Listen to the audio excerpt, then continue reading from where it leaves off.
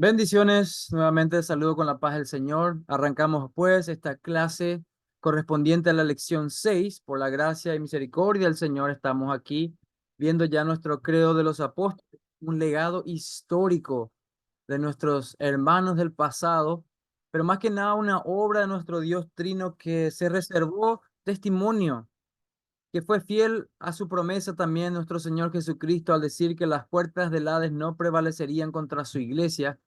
Y he aquí que está su iglesia santa, pura, sin mancha, reuniéndose para santificarse, para ser lavada por la palabra.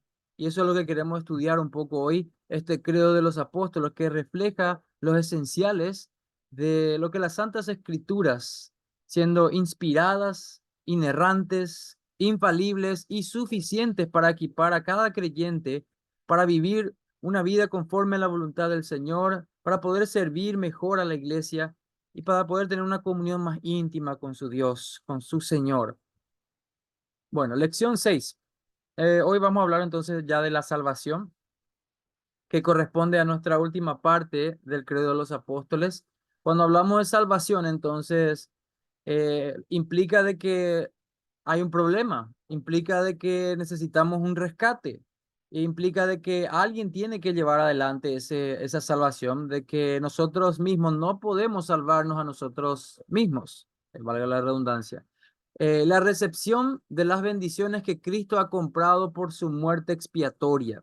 Aquí entonces vemos de que la salvación es un regalo del Señor, es un favor inmerecido. De ahí que la palabra dice que es por gracia mediante la fe. Es decir, somos salvos no por la fe, sino por la gracia, el regalo inmerecido. La fe es el instrumento. La gracia o el favor inmerecido viene de Dios. Así que no confundamos eso y recordemos también de que es por gracia, es por fe y eso tiene un objeto o una persona. Es en la persona y obra de nuestro Señor Jesucristo, la fe en Él, la fe en lo que Él ha hecho, lo que Él ha conquistado, lo que Él ha comprado con su sangre, con su muerte expiatoria, pero no solamente con su muerte expiatoria, sino también con una vida perfecta. Pues de manera que nosotros podamos ser salvos, también necesitamos una obediencia activa de nuestro Señor Jesucristo, una integridad moral perfecta, es decir, que nunca quebró los 10 mandamientos, es decir, que nunca negligenció hacer lo bueno, sino que vivió conforme a la voluntad del Padre, fue verdaderamente impecable, sin pecado.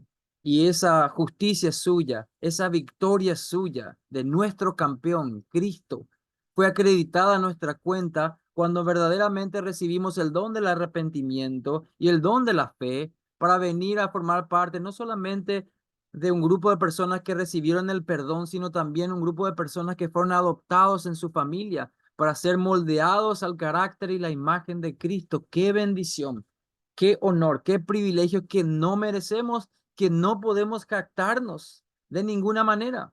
Como dice el profeta Isaías, que aún nuestras mejores obras son trapos de inmundicia. Intente usted limpiar un parabrisas con un trapo sucio. Lo que hará será ensuciarlo más. Y así son nuestras obras, pues ya hemos pecado. ¿Cuántas veces tengo que mentir para ser un mentiroso? Una vez. ¿Cuántas veces tengo que robar para ser un ladrón? Una vez. ¿Cuántas veces tengo que usar el nombre de Dios en vano para ser un blasfemo? Una vez. Cada uno de nosotros tiene un registro negativo de transgresiones en contra del Señor. Y eso vamos a ver hoy un poquito, entrar en detalle hablando ya de que necesitamos esta salvación y no una salvación común y corriente, sino una salvación sobrenatural, hecha por la persona de nuestro Señor Jesucristo y cuyos beneficios son aplicados por su Santo Espíritu a nuestra vida hoy. Y esto todo obviamente procede de un plan perfecto elaborado por Dios Padre, es decir, toda la Trinidad involucrada en esta salvación maravillosa. Vemos entonces que nuestro credo de los apóstoles nos habla en su última parte el perdón de los pecados cuando dice creo en el perdón de los pecados, la resurrección del cuerpo y la vida eterna. Son estas tres cosas que hoy queremos abordar, queremos meditar, queremos profundizar. ¿Qué es lo que el credo verdaderamente dice aquí o qué es lo que está implícito? pues nuestros hermanos del pasado, al declarar esto, era un común denominador lo que ellos creían y obviamente detrás de esto, estos son solamente encabezados. Y hoy lo que vamos a hacer es profundizar en las implicaciones del perdón, de la resurrección y de la vida eterna. Esa será nuestra tarea hoy y que el Señor nos ayude, que esto caiga en tierra fértil, que produzca frutos para el reino de Dios. Cuando hablamos del perdón del pecado, hablamos de tres cosas. Que hay un problema, obviamente, si voy a recibir el perdón, hay un problema y mi problema es el pecado. Porque si yo no tuviera pecado, no hay nada de qué pedir perdón o recibir perdón. De ahí que una buena evangelización siempre empieza hablando del pecado, siempre empieza de que el hombre está destituido de la gloria de Dios, como Romanos 3:23 lo dice. Y por eso que las personas deben entender, deben comprender primeramente la ley, es decir, los 10 mandamientos de que son transgresores de la ley para poder recibir el perdón de sus pecados. Una persona que se cree sana no va a apreciar, no va a recibir una medicina que usted le ofrezca, pues esa persona se cree sana. Pero si yo me acerco a ella y le digo, amigo, tienes síntomas claros de esta enfermedad, fíjate, esa persona empezará a meditar, a pensar, a indagar y luego dirá, es verdad, tengo esta enfermedad, ¿qué puedo hacer? Y ese es el momento donde va a apreciar la cura que le estamos ofreciendo. Así que abordemos un poco este tema. Cuando hablamos del perdón del pecado, estamos hablando de que cuando hablamos de pecado, hay muchas personas en el mundo que usan esa palabra muy ligeramente, de broma, sin verdaderamente entender, ni siquiera tener también en cuenta lo que Dios dice en su palabra, lo que Dios define como pecado. Simplemente utilizan una terminología común y corriente, ¿verdad? Tal cual un refrán o un dicho o algo así. Pero nosotros tenemos que guiarnos por lo que la palabra dice que es pecado. Así que hoy hay mucha gente que dice, no, no es pecado que yo ame a una persona de mi mismo género, un amor eros, un amor donde yo voy a tener relaciones sexuales con esa persona o formar una vida de pareja con relaciones íntimas, etcétera. No, eso no es pecado para mí. Las personas nuevamente vuelven a relativizar lo que es el pecado. Ellos dicen, no, esto sí es pecado, esto no, pero ¿qué unidad de medida utilizan para decir que es pecado y que no, que está bien y que está mal? ¿Cuál es su fundamento ético? ¿Cuál es su fundamento moral? Si no es la palabra de Dios, pues es algo totalmente subjetivo que puede cambiar de cultura en cultura, de tiempo en tiempo, pero la palabra de Dios es eterna, fundada y centrada en los atributos de Dios, en su carácter. Y cuando hablamos de su carácter, estamos hablando de los 10 mandamientos. Cuando vemos los 10 mandamientos, no vemos simplemente reglas de no hagas esto, sino que Dios nos está revelando su naturaleza. Cuando me dice no tengas dioses delante de mí, porque Jehová es fuerte y celoso, nos está hablando de que hay una exclusividad. Cuando me dice no robarás, me está también diciendo de manera implícita que debo trabajar, es decir, de que debo de tener una ética laboral. Entonces los mandamientos tienen ciertamente un encabezado negativo, pero también por implicación hay algo positivo. Si yo no miento, debo de promover la verdad. Si yo no codicio, debo de tener contentamiento o satisfacción con lo que hago. Si yo eh, no guardo el día del Señor, ¿qué va a pasar? Pues lo que va a pasar es que yo voy a ser un idólatra y voy a hacer todo el tiempo para mis propios deleites. Así que los mandamientos tienen un carácter negativo, algunos de ellos, y también positivos, otros, pero también su contrapartida es verdad. Así que eso es algo muy importante que tenemos que recordar que los 10 mandamientos no han caducado, que muestren el carácter moral de Dios y es la base ética y moral que tenemos nosotros los creyentes para llamar a algo pecado. De hecho, ¿qué significa el pecado? La transgresión de la ley, como vemos aquí en el gráfico, es rebelarse delante de Dios, es maldad, el pecado es maldad. No existe un pecado chiquitito, un pecado inofensivo, no. Es una ofensa al Dios Trino, es una ofensa a aquel que nos amó, aquel que nos creó a su imagen y semejanza y nos llenó de tantos bienes. Es verdaderamente Tener un blanco, de hecho que esa es la definición en el griego. En el griego es fallar el blanco, así como cuando tiramos el arco y flecha y le fallamos al blanco. Aquí en la traducción dice perder la marca, pero fallar el blanco es la definición del griego. Y en el hebreo pecado significa la transgresión o infracción.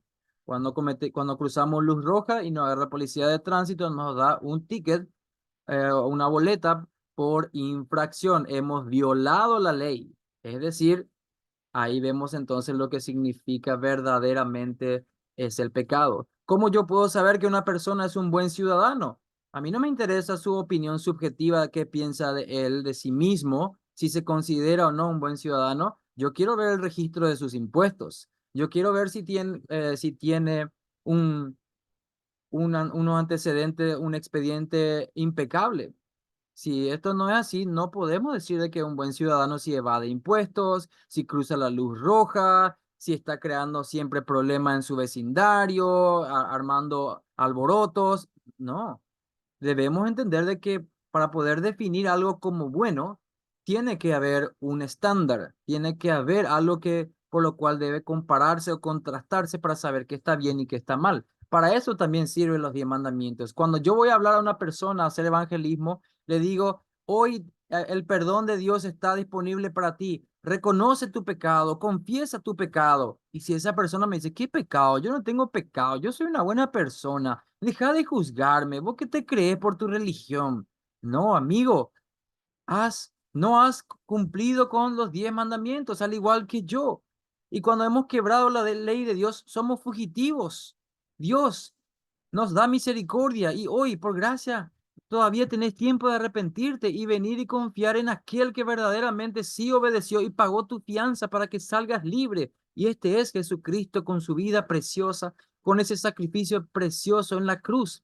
Cuando vemos entonces qué es el pecado, primera Juan 3:4 dice, todo aquel que comete pecado infringe también la ley, pues el pecado es la infracción de la ley. Aquí ya definimos entonces qué es el pecado. No hay ninguna teoría subjetiva, no está libre a pensamiento, no existe tal cosa, eso no es pecado, eso sí, para vos no, no. El estándar está claro, el estándar es infalible, inerrante, suficiente e inspirado bajo la supervisión del Espíritu Santo, la santa palabra de Dios.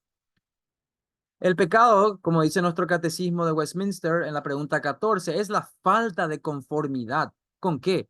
Con la ley de Dios o la transgresión de ella. Es decir, la ley está ahí y yo no tengo conformidad con ella. Yo soy opuesto. Mi registro es antagónico o contrario a lo que su ley dice. Entonces, el pecado es transgresión, el pecado es falta de conformidad, el pecado es hacer lo que la escritura prohíbe. El mundo no quiere recibir la Biblia, el mundo no quiere leer la Biblia porque confronta su pecado, porque aman su pecado, porque tienen una aventura amorosa con su pecado, como dice Juan 3:19, que por sus obras no quieren venir a la luz porque aman su pecado. Hay pecados de comisión, es decir, una transgresión alevosa. Hay también pecados de omisión, sabiendo hacer lo bueno, no lo hacemos. Eso creo que también está muy claro, incluso en nuestra ley civil. Si yo paso con mi vehículo y veo una persona accidentada al punto de que necesita ayuda y si no la recibe va a morir y paso de largo y luego hay una cámara que registra todo eso, las autoridades también me van a imputar a mí por omisión de auxilio. Si sabemos eso, entonces ahí tenemos entonces el pecado de omisión también, como dice Romanos 7:12, que la ley verdaderamente es santa, es justa y es buena. Hermanos, hoy hay incluso creyentes tan despistados que dicen cosas como, no, la ley era para el Antiguo Testamento, ahora solamente es la gracia. Ciertamente, hay pasajes que dicen eso, pero hay una mala interpretación, hermanos. Porque como hoy te dirán, por ejemplo, cosas como no, no, no, la Biblia dice que tenés que amar a Dios, que los 2 mandamientos más importantes son amar a Dios con todo tu corazón, con toda tu mente, con toda tu alma. Amén. Pero ¿cómo sabes cómo amar a Dios de esa manera? ¿Será que depende de cómo vos sentís nomás en tu corazoncito, tus emociones? ¿Será que podés confiar en tu corazón? La Biblia dice algo sobre eso, que traicionero es el corazón. Jeremías 17, cuidado, ¿quién lo conocerá? Cuidado, es perverso, cuidado. Así que el que yo ame a Dios no es una mera declaración emocional. Cristo decía, el que me ama obedece mis mandamientos. Aún el amor a Cristo tiene un estándar, una forma de ser evaluado. Cuando yo digo que amo a Dios con toda mi mente, fuerza, corazón, estoy diciendo que respeto los primeros 4 mandamientos. No tengo otros dioses, no tengo ídolos o falsa adoración, no tomo su santo nombre en vano y guardo un día en 7 para una adoración especial a Él. Es decir, estos 4 primeros mandamientos me enseñan cómo amar a Dios con toda mi mente, con todo mi corazón, con toda mi alma y con todas mis fuerzas. Si yo quiero uno de estos 4, evidentemente no tengo ese amor el cual estoy profesando. De la misma manera, mandamientos 5 al 10 me hablan también de cómo amar al prójimo. ¿Cómo yo puedo amar al prójimo? ¿Será que depende de cómo yo me sienta? ¿Qué tal amanecí este día? No, hermanos.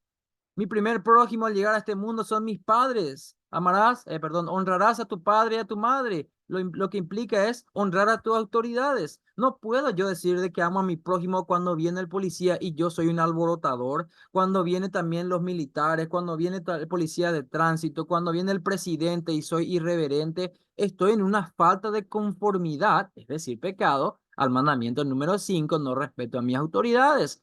Cuando estoy también cometiendo asesinato o también estoy gestando una ira irracional y totalmente diabólica en mi corazón contra mi prójimo, contra aquel que falló contra mí, tampoco lo estoy amando, quebrando el mandamiento número 6, cometiendo adulterio número 7. ¿Cómo puedo amar a mi prójimo si he robado la novia de mi mejor amigo? No hay tal amor así, no existe esa cosa así. Si he robado, si he mentido, si he levantado falso testimonio y si he codiciado lo ajeno, no puedo amar verdaderamente al prójimo como me amo a mí.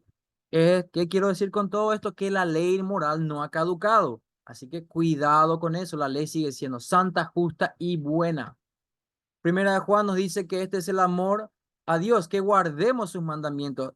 La forma de evaluar el amor es objetiva, tiene una forma de medirse y es a través de la obediencia. No puede haber un amor sin obediencia. Eso es hipocresía, eso es mentira, eso es ser doble cara. Entonces ya definimos lo que es el pecado.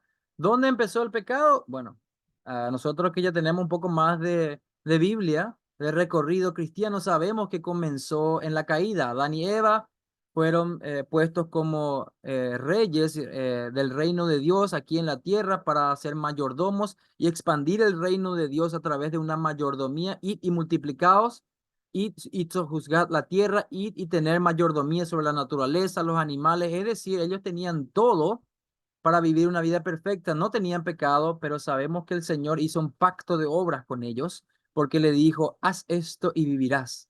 ¿Y qué hicieron ellos? Lo opuesto. Participaron de ese fruto prohibido cuando cayeron ante la tentación de Satanás. Conocemos la historia y eso se conoce como la caída. Es decir, ahí viene el pecado, entra al mundo y con ello la muerte, con ello la enfermedad, con ello el sufrimiento, con ello todo tipo de... Piensen en los 10 mandamientos. Cada mandamiento que está ahí viene como consecuencia directa de la caída. También nosotros hemos recibido por naturaleza ordinaria el pecado original, es decir, supongamos que yo tengo una enfermedad genética y después decido tener descendencia, mi descendencia también llevará esa enfermedad genética consigo. De esa misma manera, nuestro representante federal, Adán, cayó y con él nosotros. Es decir, supongamos que nuestro presidente decide ir a la guerra contra los Estados Unidos. ¿Será que solamente le va a afectar a él o a nosotros también? A nosotros también. Vamos a ser llamados para ya servir en el ejército, ¿verdad? Así que eso fue lo que pasó también aquí en Paraguay. Tenemos historias muy trágicas sobre eso también, los niños de Acostañú, por ejemplo. Pero bueno, ¿a qué quiero llegar con eso? De que cuando tu representante federal falla o toma una decisión importante, termina afectando a la descendencia, a todo lo que son sus súbditos, si es un rey, si es un presidente, a todas las personas que lo pusieron en ese cargo termina afectando. Y Adán fue nuestro representante y en él caímos. Y por eso tenemos el pecado original. Y de ninguna manera podemos decir, ay, ¿por qué me culpan a mí que algo que yo no hice? Si nosotros, si hubiésemos estado en el lugar de Adán, hubiéramos caído también, hermanos. Así de sencillo es.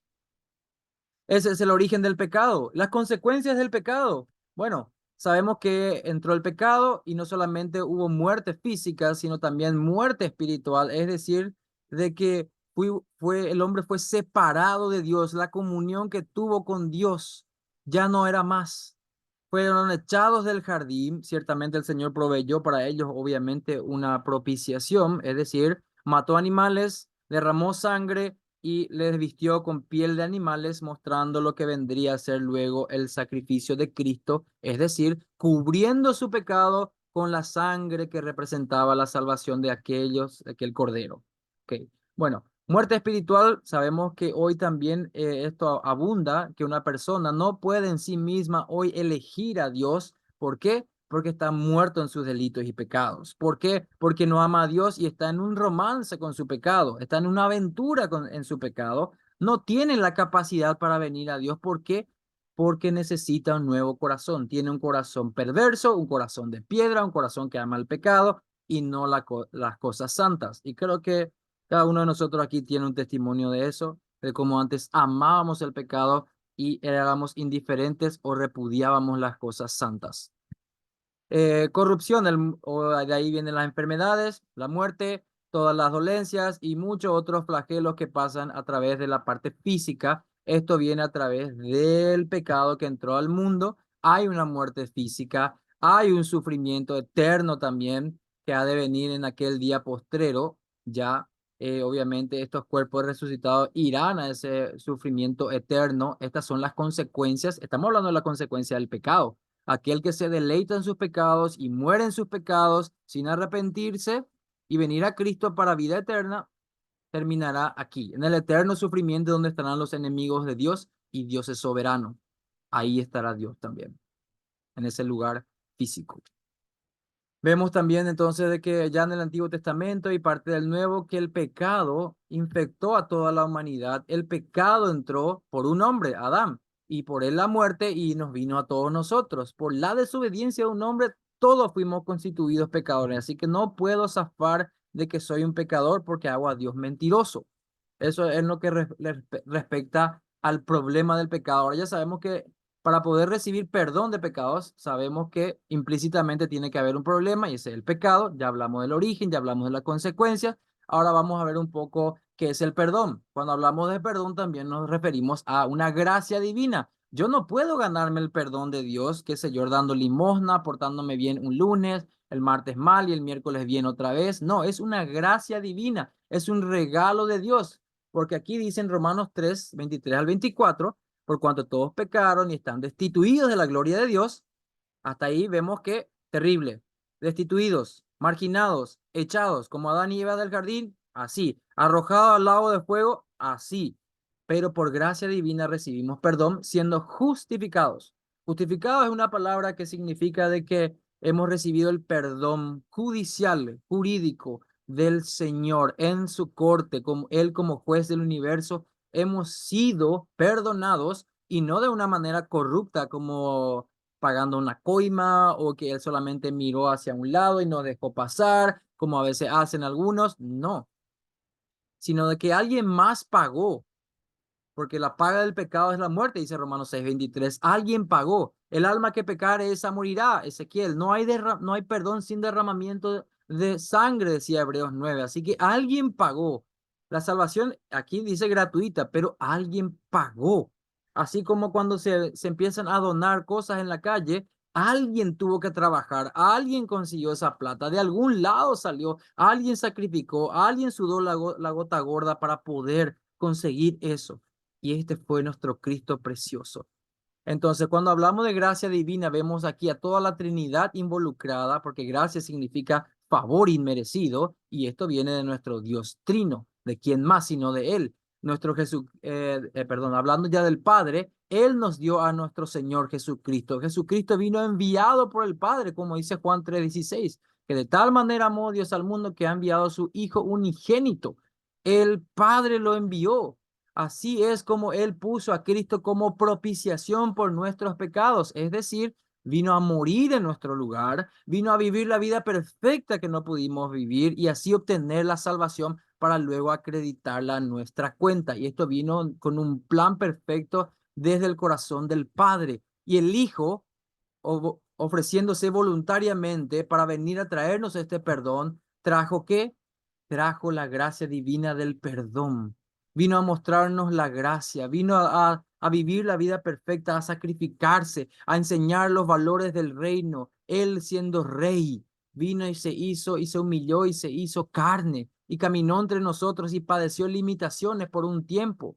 En este Jesucristo verdaderamente tenemos perdón o redención por su sangre. El perdón de nuestros pecados vino a través de la riqueza de su gracia. Cristo es tan rico en misericordia, en gracia, en perdón y en amor. Pero todo esto viene bajo sus términos, no los nuestros. El Espíritu Santo también estaba involucrado en este perdón. Vino y trajo que la aplicación de los beneficios comprados por Cristo, es decir, todo lo que Cristo hizo, su vida perfecta y su sacrificio perfecto, atestado por su resurrección, viene a ser aplicado a nuestras vidas hoy a través del Espíritu Santo. Es decir, el rol protagónico también del Espíritu Santo hoy en la iglesia neotestamentaria es aplicar aquella salvación tan grande que Cristo compró con su sangre y con su vida perfecta, cumpliendo así el plan eterno del Dios Padre. Así que toda la Trinidad involucrada en esto del perdón divino, una gracia divina, el Espíritu Santo capacitando a la iglesia. Ahí en Pentecostés vemos la imagen fortaleciendo a la iglesia para dar testimonio de la verdad de que Cristo es Rey, de que su reino está a la puerta, arrepentidos y creer en el Evangelio. Vemos eso también en Romanos 8, del 1 al 16, donde nos dice que no hay ninguna condenación para los que están en Cristo, y luego ese capítulo sigue hablando de cómo es la vida en el Espíritu, haciendo un contraste con la vida en la carne, y también en Gálatas 5 vemos el fruto del Espíritu contra los frutos de la carne. En estos dos pasajes vemos cómo hemos recibido el perdón, la aplicación del Espíritu Santo a nuestras vidas, el fruto del Espíritu Santo en Gálatas 5 y también la vida en el Espíritu, de que ya podemos vivir en obediencia gracias al Espíritu Santo que nos capacita. Segunda Tesalonicenses 2:13 nos habla de esta elección desde el principio para salvación, mediante que la santificación por el Espíritu y la fe en la verdad. Este es el rol del Espíritu Santo, aplicar este perdón a nuestras vidas, venir este plan, esta elección que es a través de Cristo, el Espíritu Santo lo lleva a cabo y lo aplica a nuestra vida. Así que hemos visto entonces cómo la gracia divina es aplicada por nuestro Dios Trino. Y ahora viene, obviamente, para seguir hablando un poco del perdón, hay una responsabilidad individual, es decir, que el perdón viene también de manera individual. No es que viene y perdona a un país y todos los que están ahí dentro, listo, ya están en el barco y se van todos. No. Cuando hablamos de responsabilidad individual, estamos hablando de que hay condiciones y de que hay medios también. Veamos las condiciones. ¿Cómo puedo yo, las condiciones son estas, para que yo pueda recibir el perdón de Dios en esta salvación tan grande? Lo primero es tener fe en Dios. Cuando hablamos de fe en Dios, estamos hablando de un reconocimiento de la soberanía de Dios y también el rendirnos completamente a Él o sumisión leal, fiel, verdaderamente confiado en Él, depositando toda mi vida en Él y Él mostrando su misericordia a nosotros. ¿Por causa de quién? ¿Porque somos muy buenitos? No, por causa de Cristo. Él nos ama tanto y nos ama en Cristo. No me ama a mí en mí mismo, sino a través de Cristo, por la fe en Cristo, por la adopción en Cristo, y aún el perdón de pecados lo tengo. Todo es en Cristo. Las riquezas que hoy tengo es en Cristo. Recordemos que soy criatura suya, a imagen y semejanza de Dios, pero que heredé el pecado de Adán, que también acumulé ira para el día de la ira con mis propios pecados, mis propias transgresiones y también negligencias, pecados de omisión, y estaba en rebeldía contra Dios y era enemigo de Dios, hasta que Cristo llegó a mi vida y el Espíritu Santo aplicó los beneficios de esa salvación tan grande planeada desde la eternidad pasada en el corazón del Padre. Salmo 103 nos habla de esto, de la naturaleza de Jehová, misericordioso y clemente. No es un Dios déspota como a veces se ve en algunas historias de ciencia ficción, los dioses griegos, allá en el Olimpo, caprichosos, enojados, haciendo berrinches, peleándose como meros humanos. No, esas son imágenes de hombres idolatrados o de alguna manera llegando a una especie de deidad o de deificación, pero nada que ver. Nuestro Dios no es así. Nuestro Dios es lento para la ira. Imagínense, ¿por qué Dios no me fulminó aquella primera vez que yo pequé? ¿Por qué me dejó nacer? ¿Por qué me dejó continuar en mi tiempo de ignorancia y pecado? Por gracia, por misericordia, para luego mostrarme la benignidad suya. A ver. Salmo 103 entonces dice aquí que verdaderamente aquellos que reciben el perdón de Dios y la misericordia de Dios son aquellos que le temen, son ellos de quien Dios se compadece en última instancia. Hoy el Señor tiene mucha misericordia para sus enemigos, pero poco a poco va poniendo a sus enemigos bajo sus pies. Así que la fe en Dios es un requisito fundamental para recibir el perdón de Dios. No existe esa salvación que algunas personas dicen que se llama universalismo, que dice que todos vamos a ser salvos, no importa. Es más, hasta hace poco creo que eh, el Papa de la religión católica romana dijo de que hasta un ateo se puede salvar si es buena persona, si es moral y cosas así. Mentira del diablo. Debe de tener fe en Dios y esta fe viene de Dios Trino, de una gracia, una misericordia de Él. Y otra condición para que podamos recibir este pecado es el quebrantamiento. Ahí hablamos entonces de una contrición, de una convicción de pecado, de una pena genuina de haber pecado contra nuestro Dios. Es un verdadero lamento, es llorar por el pecado, es lamentarse, es clamar al Señor, Señor, volví a caer en este pecado, perdóname, capacítame, muéstrame, Señor, cómo he de vivir una vida que te agrade. Es verdaderamente, si no existe este quebrantamiento en nosotros, probablemente no seamos creyentes. Y también hay otras personas que pudieron decir, yo tengo fe en Dios, pero vos ves que practica el pecado como deporte, lo planea, lo ejecuta, lo promueve, se jacta en ello. No hay un quebrantamiento, no hay una pena, no hay una contrición, no hay un arrepentimiento y no hay un cambio, porque el arrepentimiento significa cambio. Salmo 51, lo que pasó con David, ahí vemos el famoso salmo donde él muestra su arrepentimiento después de que cometió una seguidilla de pecados que causaron grandes problemas a su vida, a lo de su casa y a los de su nación. Así que el reino dividido, ya sabemos lo que pasó con David. Aquí viene David y dice, tú amas la verdad en lo íntimo.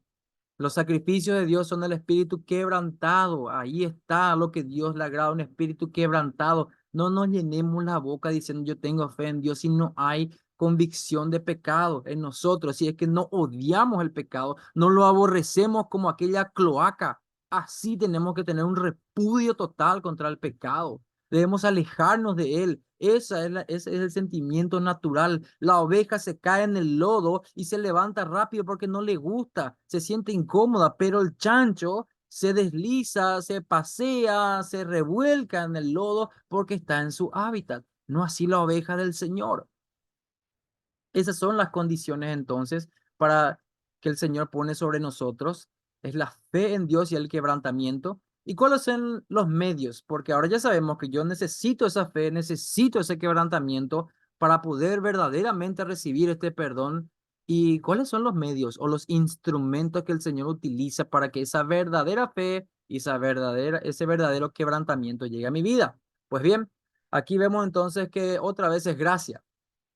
Cuando hablamos de gracia, estamos diciendo de que para que yo reciba esa verdadera fe, hay medios y esos medios tienen bases, es decir, están hechos a base de algo. Por ejemplo, aquí tenemos una imagen que nos muestra a un lado una persona que está recibiendo una atención médica, pero ¿de dónde vienen los recursos para que se utilice, para que esa persona enferma pueda recibir esa atención médica? Alguien tuvo que aportar, se basa en algo, se basa obviamente en el apoyo económico de alguien y esto a manera de ilustración. Vamos a ver entonces a qué nos referimos con medios y base.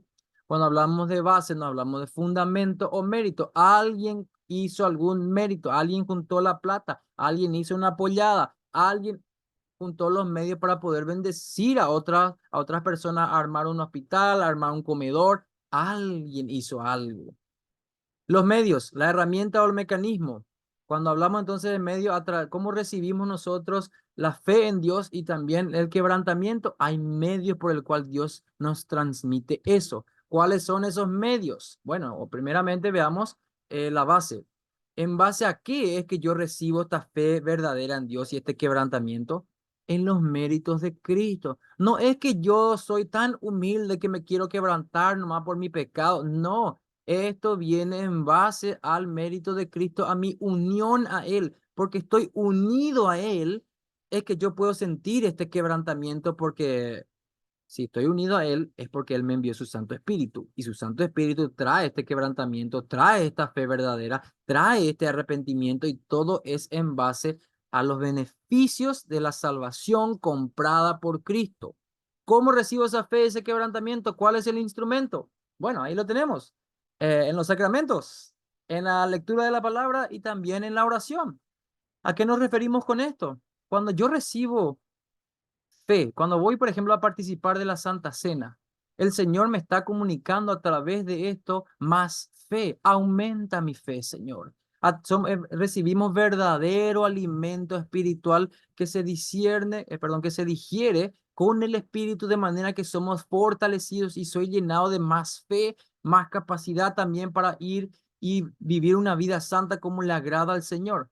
No que el pan y el vino en sí tengan un poder en sí mismos, sino que Dios utiliza esos instrumentos, esos medios para venir y capacitarme con una verdadera fe y con un verdadero quebrantamiento. Cuando escucho su palabra, Dios también me infunde la fe en mí, me capacita para vivir conforme a su voluntad. Cuando estoy entregado a una vida de oración, Él también todo esto es un medio que el Señor utiliza para capacitarme y recibir el perdón de mis pecados, recibir confianza y seguridad de que soy perdonado, de que soy hijo y de que soy fortalecido para vivir la vida que al Señor le agrada. Y todo esto es en base a lo que Cristo logró, su mérito, su logro, su victoria, en una vida perfecta y también en un sacrificio perfecto, su obediencia activa, obedeciendo la ley activamente, los 10 mandamientos, y también en su obediencia pasiva,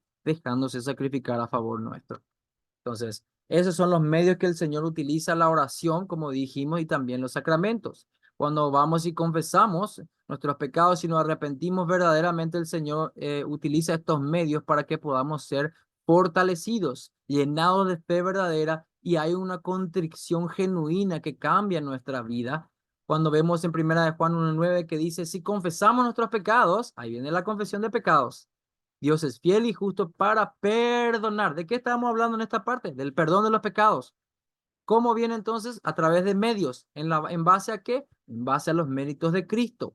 Viene y nos limpia de toda maldad. Cuando hay esta confesión y este arrepentimiento, estos son los medios que el Señor utiliza de manera ordinaria. Ordinaria significa que es la manera normal en que suceden las cosas.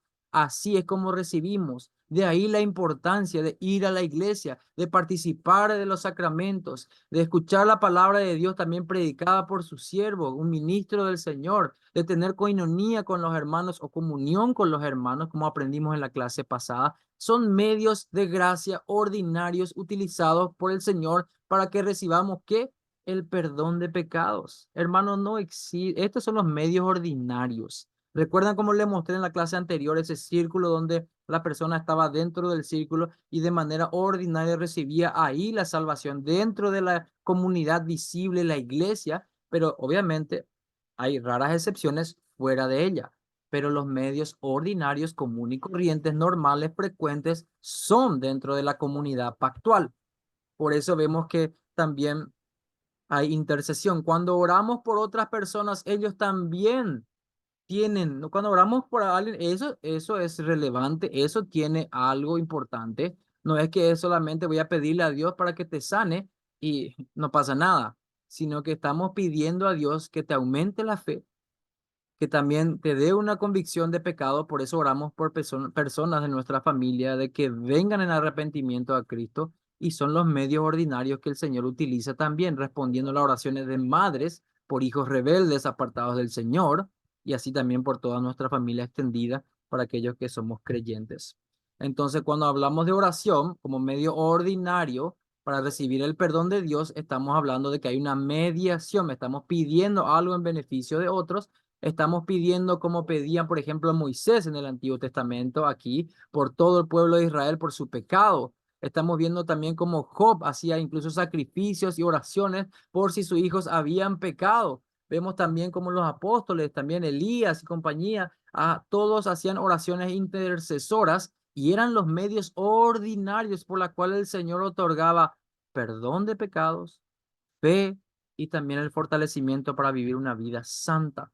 Esto es lo que hacen nuestro Cristo y también el Santo Espíritu suyo nos lleva en la oración para que podamos recibir este perdón.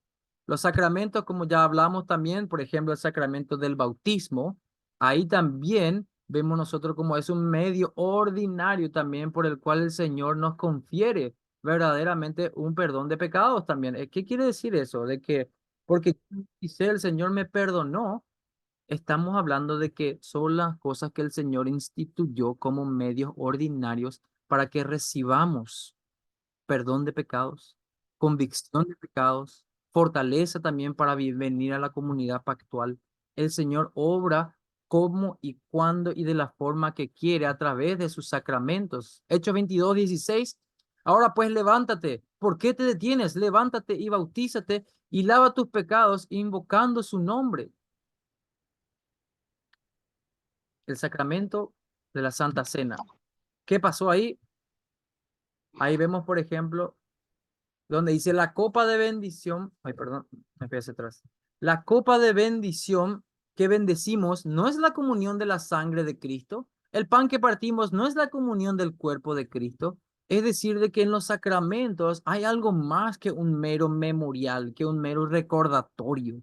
Es un verdadero alimento espiritual que el creyente recibe por fe y es fortalecido a través de eso. Es un medio ordinario de recibir fortalecimiento, fe, perdón de pecados. El Señor obra a través de los sacramentos. Así que, hermanos, pensemos dos veces la próxima vez que querramos decir, no, hoy no me siento bien para recibir la Santa Cena. No, hermanos, es el medio que el Señor ha instituido para ser fortalecidos. Hagamos la introspección, hagamos el análisis, busquemos el arrepentimiento, pero también recordemos que el Señor otorga de esta manera el perdón, la fe y muchas cosas más a través de sus sacramentos. Así que nunca negligenciemos esa parte tan importante. Ahí terminé entonces la primera parte que habla del perdón de los pecados. Esto en cuanto a la salvación. Hablando ya rápidamente de la resurrección, nuestro credo de los apóstoles nos habla de que dice, creo en la resurrección del cuerpo. Cuando hablamos de resurrección del cuerpo, recordemos incluso que en la época de Jesús había personas que no creían en la resurrección del cuerpo, pero un grupo llamado los saduceos, por ejemplo, se discutían con los fariseos siempre porque no creían en la resurrección. Pero el Señor Jesucristo le responde muy fuertemente y les refuta esa idea. Vamos a ver eso después, si el tiempo amerita. Cuando hablamos de resurrección, vemos entonces de que, perdón, aquí. Cuando habla de resurrección, no está hablando de la resurrección de Jesús per se, sino que está hablando de la resurrección que cada uno de nosotros ha de recibir en aquel día postrero. Habla de que en la resurrección hay una maldición, está también el evangelio y la redención. Cuando hablamos de resurrección, tenemos que saber, obviamente, de que eso implica de que hubo una maldición, es decir, de que nuestro cuerpo estaba maldito, que estaba bajo las consecuencias del pecado, que por más que vinimos a Cristo, nuestro cuerpo siguió deteriorándose, padeció enfermedades e incluso podemos haber muerto por accidente, etcétera. Es decir, sufrimos la muerte o la maldición de la muerte. En ese estado que llamamos el ya, pero todavía no, ya somos salvos, ya estamos en Cristo, ya tenemos vida eterna, pero todavía no es completamente consumado y por eso hay una maldición que sigue todavía, que es la muerte, el enemigo último que 1 Corintios 15 dice que será vencido en aquel día postrero. Así que vemos de que aún el cuerpo y el espíritu, cuando hablamos de espíritu también hablamos de alma, hablamos de la parte intangible, porque somos bipartitos en ese sentido, cuerpo y lo no cuerpo, o es decir, lo inmaterial, que obviamente hablamos de espíritu y alma ahí.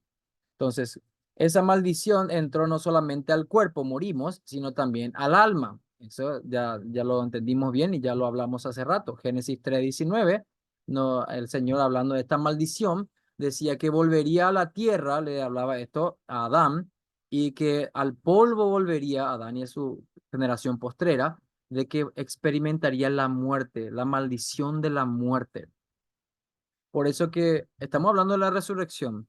¿Y por qué hay una resurrección? Porque hay una muerte. ¿Y por qué hay una muerte? Por la causa de que el pecado entró al mundo por un hombre y todos pecaron. Cuando hablamos entonces de pecado, vemos aquí, por ejemplo, acá hay una pala y trabajando arduamente para que la tierra produzca el fruto apenas. Ahí la maldición de espino y cardos.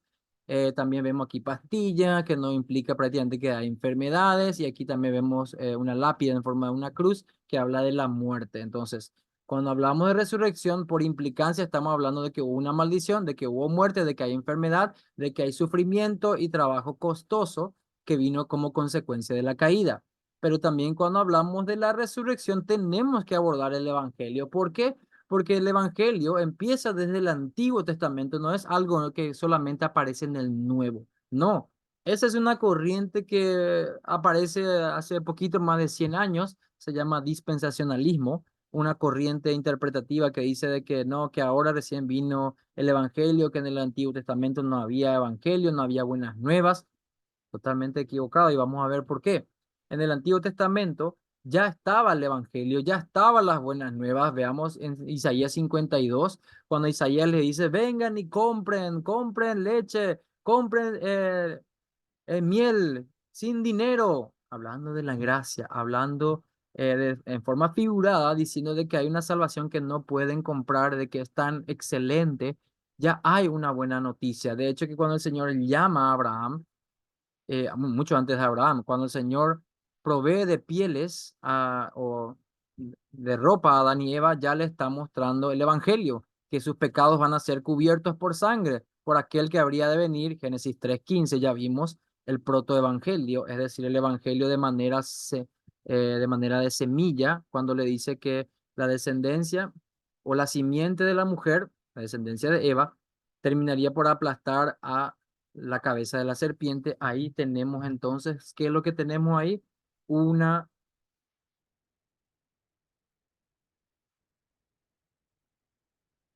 ahí tenemos entonces, un segundito, por favor. No sé si unos hermanos.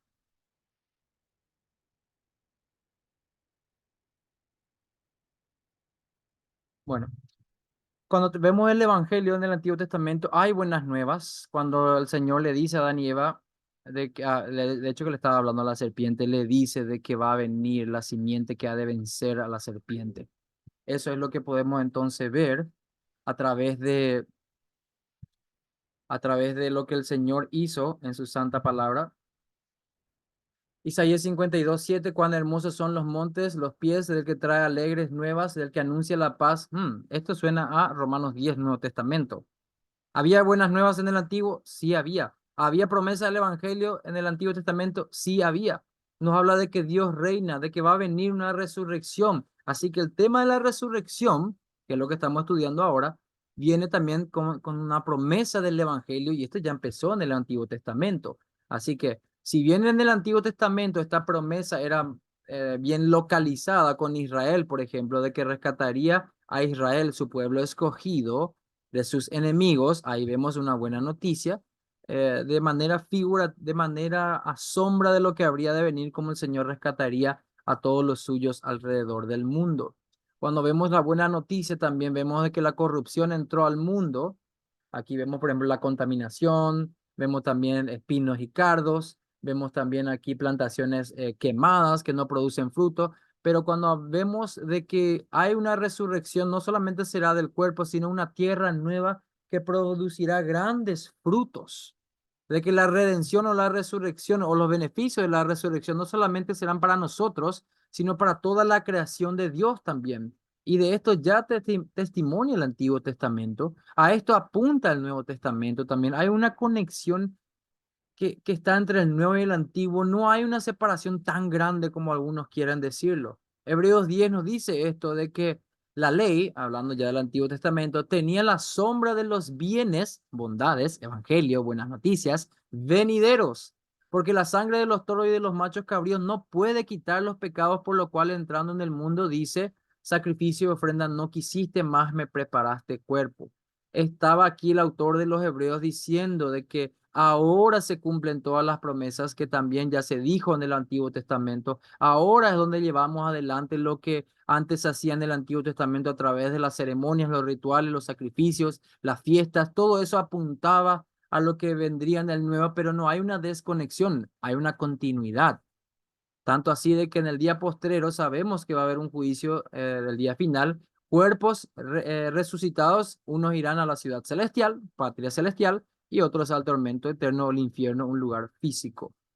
De ahí que viene nuestro credo diciendo, y desde allí ha de venir a juzgar a los vivos y a los muertos. Eso es lo que dice nuestro credo de los apóstoles, entonces, en esta parte, de que eh, va a haber un juicio final.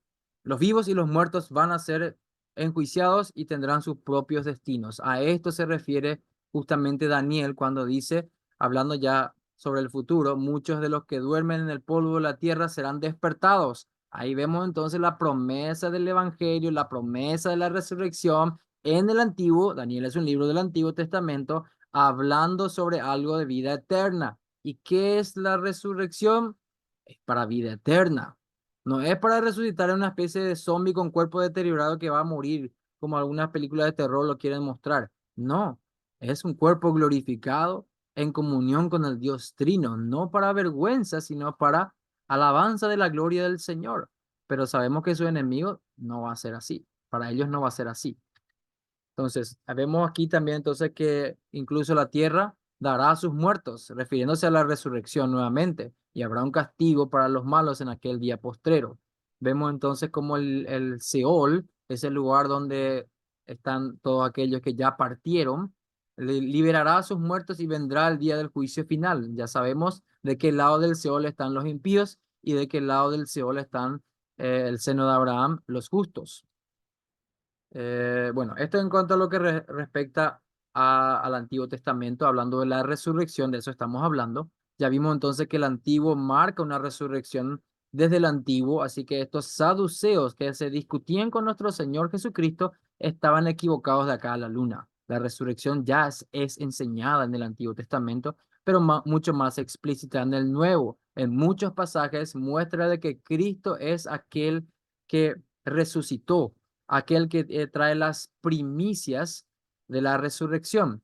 Aquí nos dice en Lucas 20 que los muertos han de resucitar y aún Moisés lo enseñó en aquel pasaje de la zarza. Habiendo una conexión tremenda aquí entre el Antiguo y el Nuevo, no podemos decir esa locura de que el Evangelio no estuvo en el Antiguo Testamento si ya en el Antiguo había promesas de resurrección y que el Nuevo Testamento lo habla también. No podemos decir jamás algo así.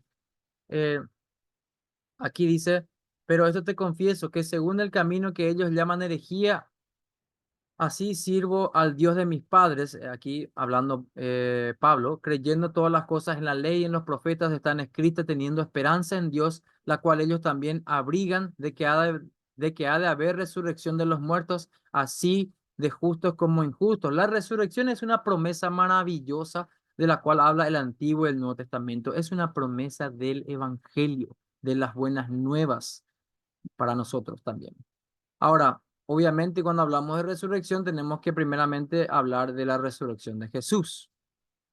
Cierto, las promesas se dieron para nosotros, pero primeramente, como dijimos hace rato, con méritos en lo que el Señor Jesucristo hizo, pues estamos unidos a nuestro Señor Jesucristo y la resurrección de Jesús es real y también hay una garantizada para nosotros. En Romanos 6 de eso habla justamente de una resurrección porque somos sepultados juntamente con Él. En este lenguaje se ve de que había muerte, pero luego viene a resucitar como Cristo resucitó de los muertos para la gloria del Padre.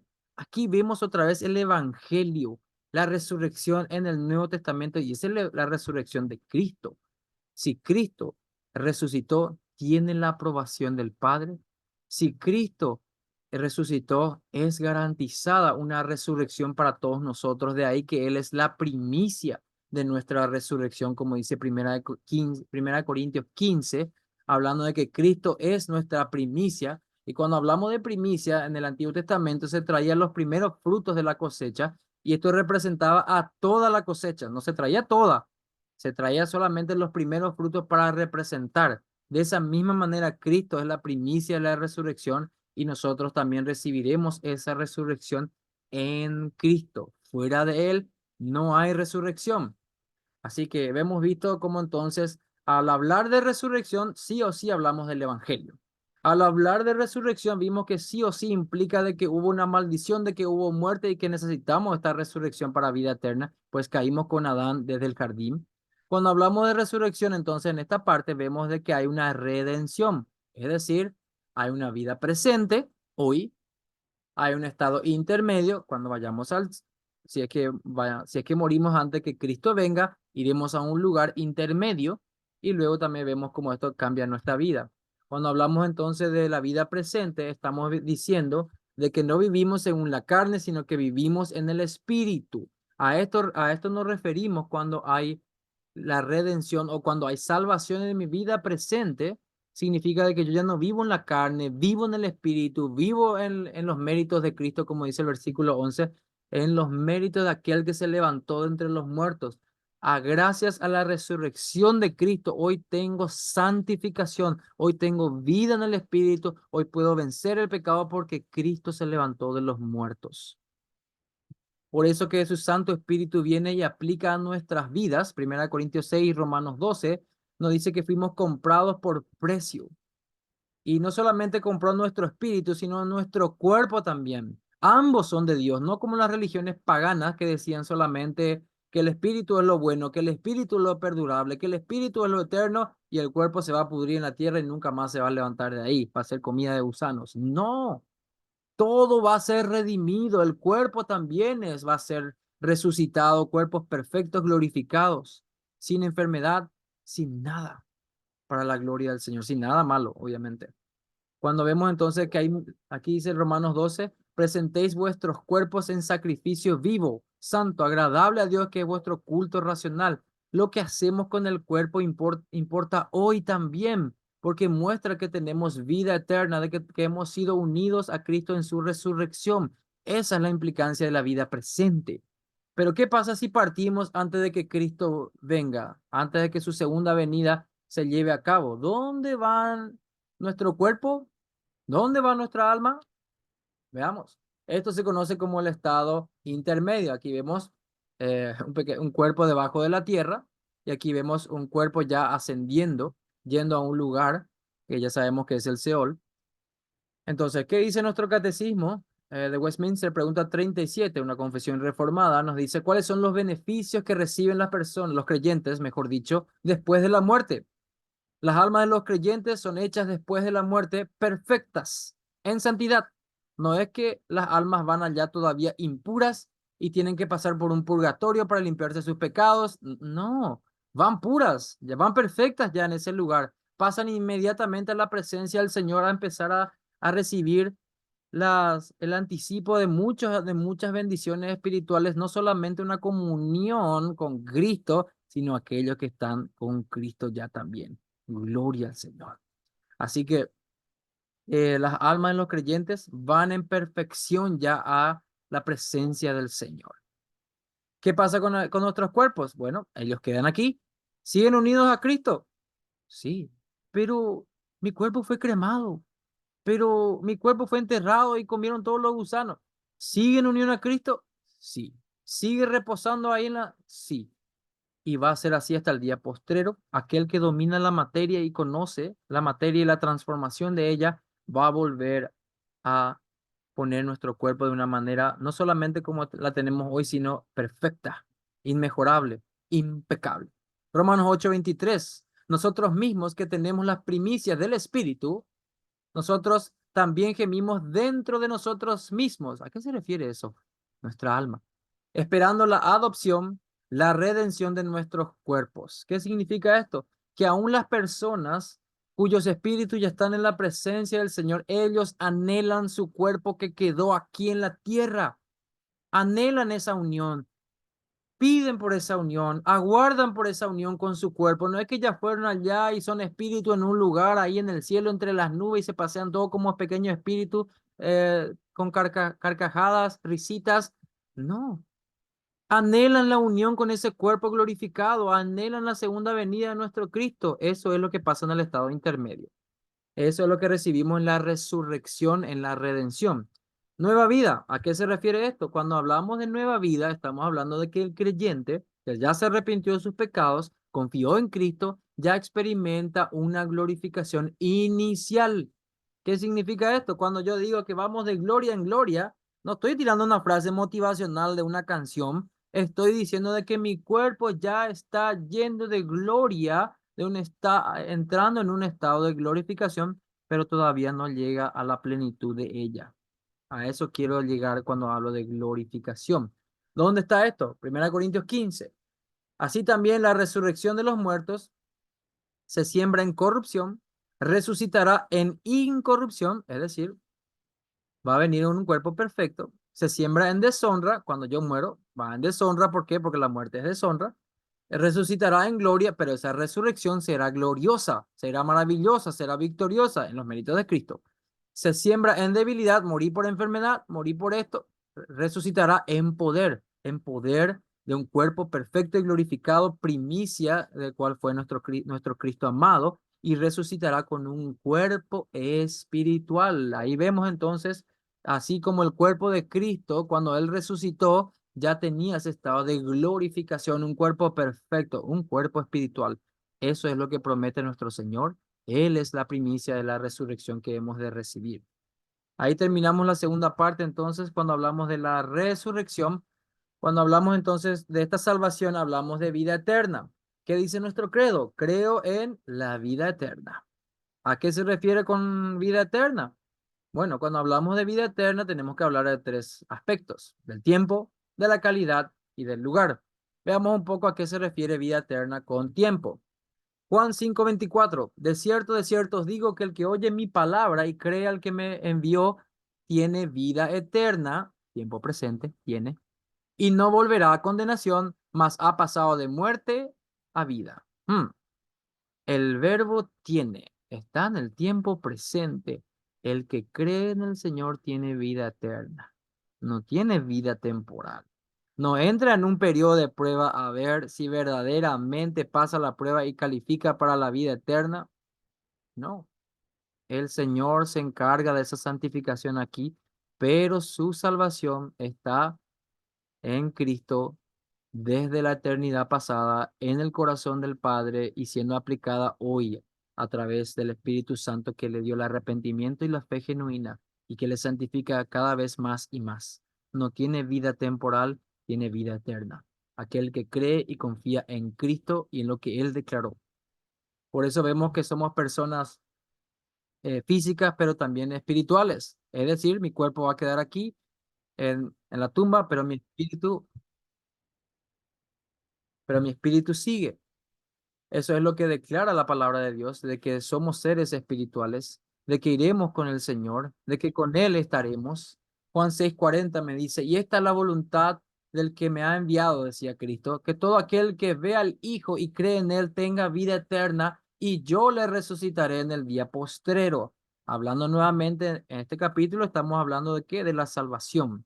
Al hablar de la salvación, hablamos de una vida eterna, no hablamos de una vida temporal. Cuidado con llamar a lo que el Señor dijo vida eterna, vida temporal o una especie de prueba aquí otra vez. Eso, mis hermanos, es lo que nos ha separado de Roma. Una salvación por obras, una salvación a través de otros medios. Nosotros creemos en la sola fide, que somos justificados por la sola fe. La salvación es por gracia, pero solo por la fe. Otros sistemas creen de que la salvación es por obras, que ellos tienen que ganarse la vida eterna por mérito propio. La Iglesia Católica Romana, por ejemplo, cree que somos salvos por gracia. Sí, cree que somos salvos por gracia, pero ellos creen de que esa gracia es administrada a través de los sacramentos, es decir, obras, es decir, otros medios, otros instrumentos. Nosotros creemos de que esa salvación viene por el instrumento de la fe y solamente la fe.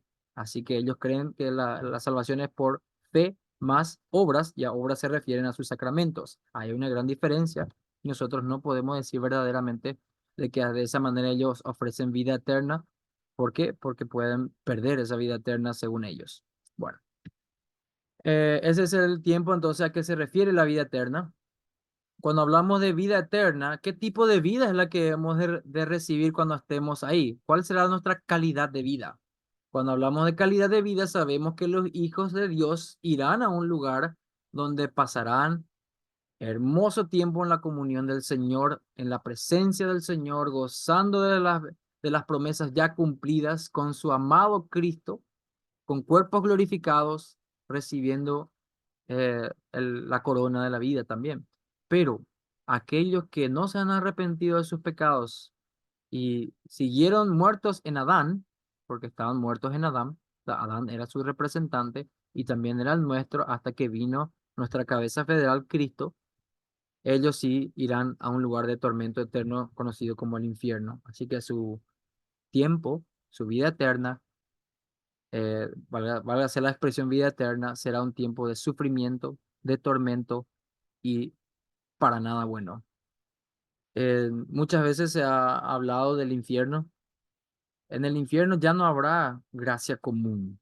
En el infierno los hombres ya serán totalmente perversos. Imagínense aquí, muchos hombres perversos. Pero aún esos hombres perversos, aún un mafioso, un narcotraficante, a veces tiene familia y le quiere a su hijo, e incluso puede morir por su hijo. Eso no va en el infierno. Totalmente depravado, sin la gracia común ya del Señor ahí, ya no va a haber nada de eso, sino que va a haber total enemistad y depravación en el infierno. Será como una zona de guerra que no terminará nunca. Y lo opuesto es en el cielo nuevo y tierra nueva, donde los redimidos estarán con su Señor gozando de una plenitud espiritual de las bondades y las misericordias del Señor por la eternidad.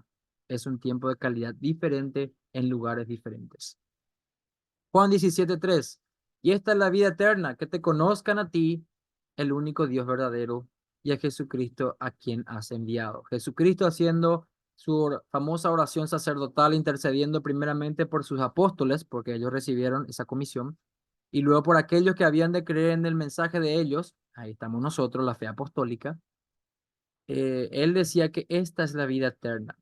La vida eterna, hermanos, cuando la Biblia habla de vida eterna, es verdaderamente la vida con Cristo, la vida en el lugar donde está el Señor. Así que no pensemos vida eterna solamente como un periodo de duración de que los impíos también van a tener vida eterna, pero en el infierno.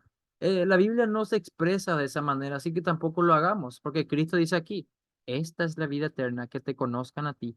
Si yo voy a decir que los impíos van a tener vida eterna en el infierno, aquí hay un problema con lo que dijo Cristo. Así que la Biblia no se refiere a eso, no se dirige al tiempo de tormento, tiempo eterno de tormento ahí no se refiere como vida eterna. Verdaderamente eso no será vida. ¿Qué dice Romanos 7? Y yo, decía Pablo, sin la ley vivía en un tiempo, pero venido el mandamiento, el pecado revivió y yo morí. ¿Qué significa esto? De que él vio su pecado a través de la ley y se vio condenado, se vio muerto. Y halló que el mismo mandamiento que era para vida, porque es cierto, la vida eterna es ser obedientes a los 10 mandamientos. Eso fue lo que le dijo el Señor a Adán, haz esto y vivirá. Le dio un mandamiento, no cumplió, cayó. Pero ¿qué pasa?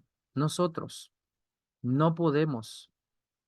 Solamente Cristo puede dar vida eterna. ¿Por qué? Porque Él sí obedeció los 10 mandamientos.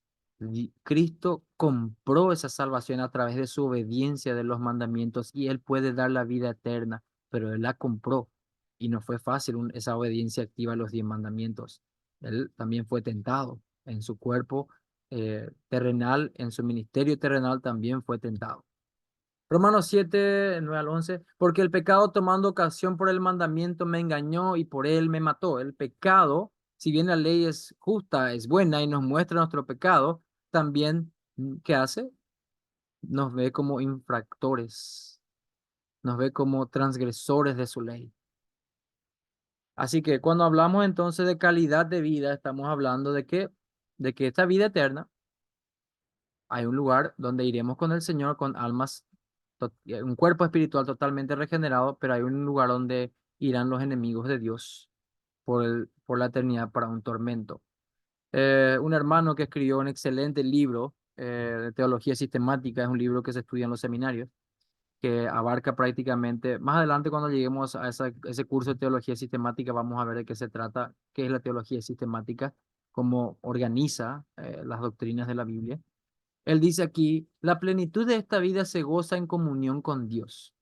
Verán a Dios, hablando de la vida eterna, perdón, hablando de la vida eterna, él dice de que esa vida va a haber un gozo en comunión con Dios, que veremos a Dios en Jesucristo cara a cara. No es que vamos a ir a ese cielo nuevo y tierra nueva y le veremos al Padre. No, Dios es espíritu, no tiene cuerpo. Lo único que tiene cuerpo es Cristo porque se encarnó. Encontraremos plena satisfacción en Él, ya no necesitaremos nada, ya no careceremos de nada. Nos regocijaremos en Él y lo glorificaremos a Él.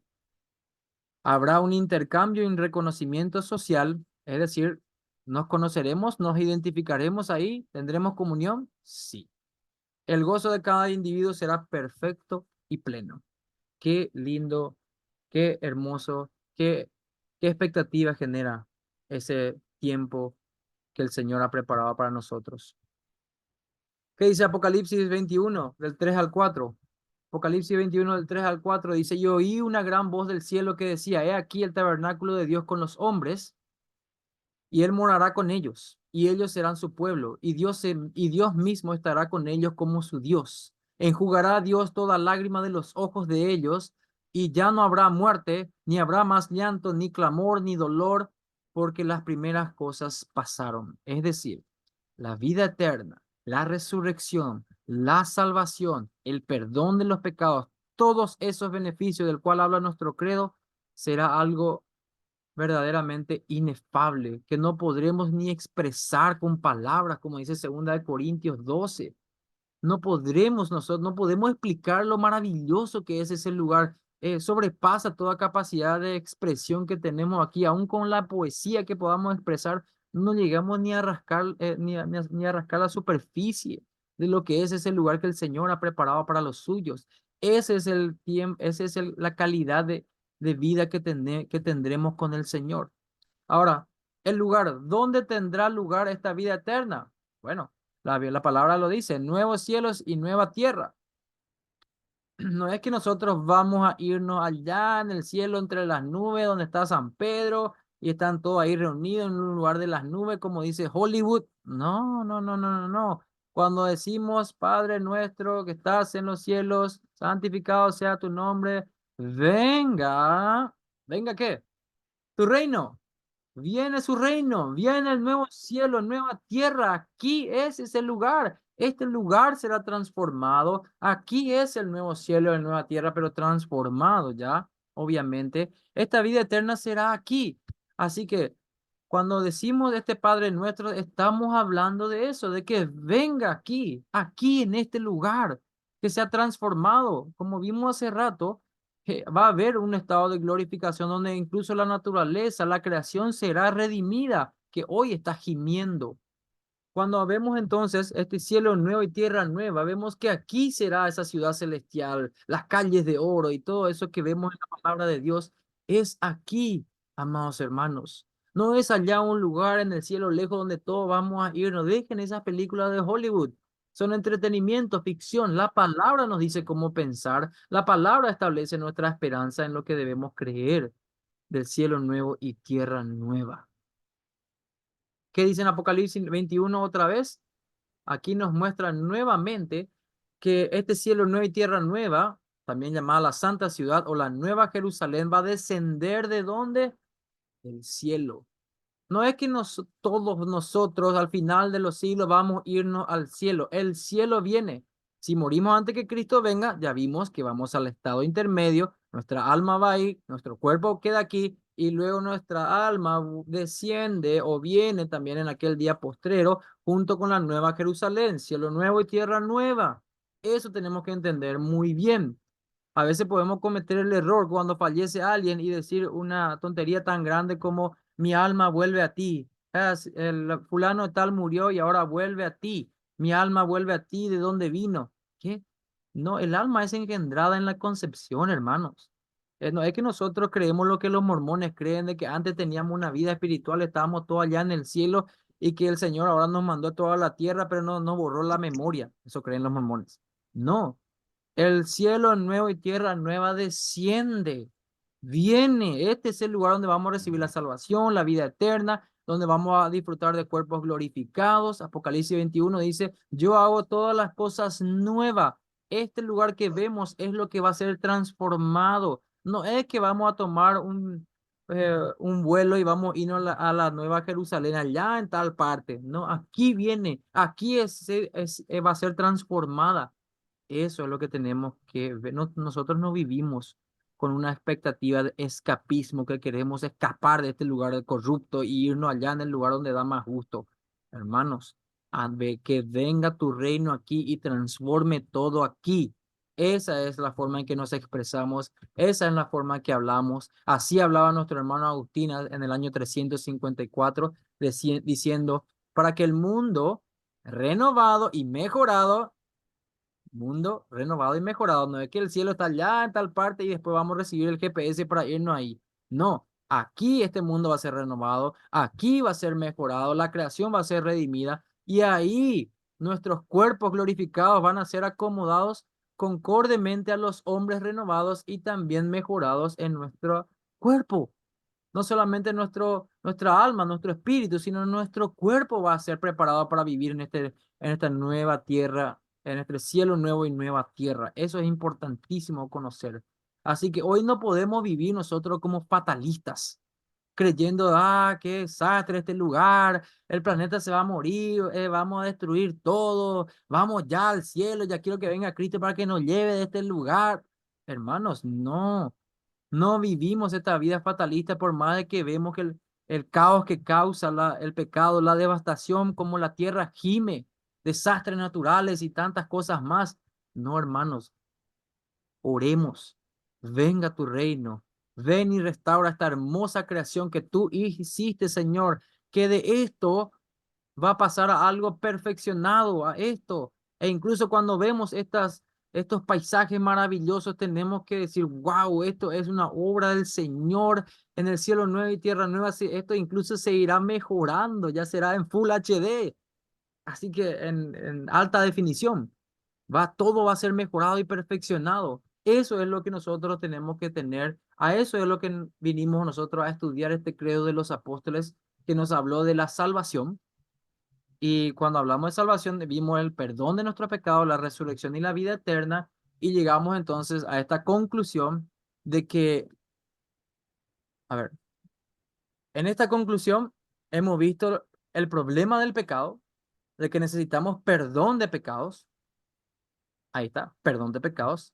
En este perdón de pecados vimos que necesitamos gracia divina, que para poder recibir perdón es una gracia, yo no me puedo ganar el perdón, de que hay una responsabilidad que tenemos cada uno de nosotros y la responsabilidad es venir en fe y en quebrantamiento. Hemos explorado la doctrina también de la resurrección del cuerpo. ¿Qué va a pasar con nuestro cuerpo? ¿Por qué necesitamos resurrección? Porque entró la muerte. Hay una maldición, vamos a morir, a menos que Cristo venga antes. Si somos de la última generación, cuando Cristo venga no vamos a morir, sino que vamos a encontrarnos directo con el Señor. En este vemos que parte importante de la resurrección es el Evangelio. No hay Evangelio sin la predicación de la resurrección. Cuando hablamos del Evangelio, de las buenas nuevas de Cristo, no podemos solamente decir, hola, cuando hablamos, a ver. Cuando hablamos de la resurrección, cuando hablamos del evangelio, perdón, cuando hablamos del evangelio, estamos hablando de no solamente de la encarnación de Cristo, del plan de salvación del Dios Trino, del ministerio de Cristo, de la muerte de Cristo, de la vida perfecta de Cristo, pero también hablamos de su resurrección. El evangelio incluye su resurrección y no solo eso, también su ascensión, porque el evangelio significa buenas nuevas del reino y el rey que no está sentado en su trono no es rey. Cristo está sentado en su trono hoy. Por eso Él nos manda a expandir su reino, las buenas nuevas de este rey. Eso es lo que aprendimos en cuanto a la resurrección, de que tendremos salvación en Cristo o redención en Él, no en nosotros mismos, en Él. Aprendimos también de la vida eterna, hablamos del tiempo que eso implica, hablamos de la calidad de vida que tendremos y también el lugar. Así que En esta lección sobre la salvación hemos visto en el Credo de los Apóstoles que se enfoca en elementos esenciales de nuestra confesión cristiana común que la Iglesia ha mantenido a través de los milenios. ¿Por qué es importante el Credo de los Apóstoles? Número uno, hay una unidad. Hablamos de otros cristianos, de otras tradiciones, de otras denominaciones, pero a pesar de todo eso hay una unidad en una base sólida, que es el credo de los apóstoles, elementos esenciales que nos hacen tener comunión con estos hermanos. Así que yo no tengo que predicarle verdaderamente, a menos de que tergiverse el credo de los apóstoles. Si mantiene todos estos esenciales del credo de los apóstoles y la correcta interpretación de cada una de las afirmaciones, no tengo por qué predicarle el evangelio, pero si lo tuerce, claro que sí. Hay lugares que sí confiesan el credo de los apóstoles, pero como vimos, tergiversando. Vimos algunos ejemplos, como por ejemplo, que niegan que el Espíritu Santo procede del Padre, sino que solamente del Hijo. Hay otros que niegan la sola fide, la justificación sola por la fe y cosas así. Tenemos que seguir predicando el Evangelio. Así que, número uno, este credo nos ha ayudado a tener mayor comunión con nuestros hermanos de diferentes denominaciones, nos aleja del sectarismo, nos aleja del legalismo, nos ayuda a tener compasión, unidad, coinonía. Obviamente vamos a tener diferencias todavía, pero podemos ver que esas diferencias son secundarias, terciarias e incluso cuaternarias. Vemos también de que cuando hablamos con otras personas que niegan algunos de estos esenciales que hemos aprendido en este curso del Credo de los Apóstoles, podemos ayudarles a ellos a corregir sus doctrinas, a que verdaderamente lleguen a una fe cristocéntrica, de la fe apostólica del Dios Trino, de la iglesia de Cristo que Él estableció. Así que nos capacita también para tener conversaciones evangelísticas y también apologéticas, es decir, de defensa de la fe. Sí. Nos capacita para tener mayor unidad con otros hermanos. Sí. Nos aleja del legalismo y también del sectarismo. Sí. Así que estas doctrinas han sido esenciales para entender la salvación, para ver cómo Dios está obrando en el mundo, de que el Señor sigue poniendo a sus enemigos bajo sus pies y que sigue obrando algo maravilloso. También incluso cuando venga Cristo, todo esto va a cambiar, todo esto va a ser renovado, todo nuestro cuerpo va a ser renovado, la esperanza que eso trae, el consuelo que eso trae, como ya no va a haber llanto, no va a haber enfermedad, no va a haber sufrimiento. Esto trae un gran consuelo para el creyente que tiene esta perspectiva de reino y se acerca en mayor intimidad a adorar al Señor por el amor que Él nos ha tenido y por la gracia que Él nos ha dado. Así que, siendo ya entonces nuestra hora, aquí hemos terminado lo que es esta lección 6 del Credo de los Apóstoles y es la última lección de lo que hemos aprendido en este tiempo que hemos podido compartir de los esenciales de la fe. Ha sido verdaderamente un gozo poder compartir con ustedes, hermanos, estos esenciales y que el Señor, la verdad, siga bendiciendo sus vidas, sus familias, sus ministerios también.